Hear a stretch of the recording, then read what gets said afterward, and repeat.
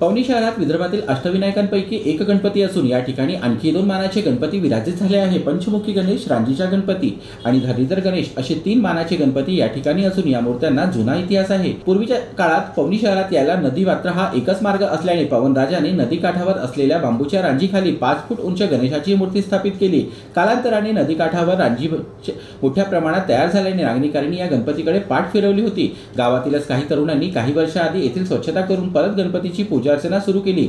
या गणपतीची विशेषतः म्हणजे वैनगंगा नदीला पूर आला की गणपतीच्या पायाला पाणी लागल्यावर पूर आपोआप ओसरत असल्याचे भाविक सांगतात। तर नवसाला पावणारा गणपती अशी देखील या गणपतीची ओळख आहे। भावना अशी आहे की हा गणपती नवसाला पावतो आणि याला जर आपण चांगल्या मनाने जर कोणती पण इच्छा मागितली ते पूर्ण होते। आणखी इच्छा पर्यावरण अगोदरचे लोक पूर्वीपासून चालू आलेल्या काळापासून या गणपतीला मान्यता आहे आणि इथं जे पण इच्छा मागतात ते पूर्ण होते। हे रांजीचा गणपती आहे। इथं ह्या मंदिराला 351 वर्ष झालेले आहेत।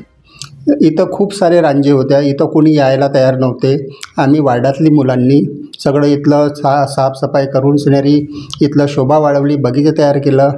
आणि इथं एवढी खास गोष्ट आहे का नदीला पूर आल्यावर गणेशजीच्या पायाला पुराचं पाणी लागल्यावर ते आपोआप कमी होतात। जीबी न्यूजचे प्रत्येक अपडेट मिळवून घेण्यासाठी तुम्ही आमच्या चॅनलला लाईक करा, सबस्क्राइब करा आणि शेअर करा। तसंच बेल आयकॉनला सुद्धा प्रेस करा। आपला जिल्हा, आपली बातमी, जीबी न्यूज भंडारा।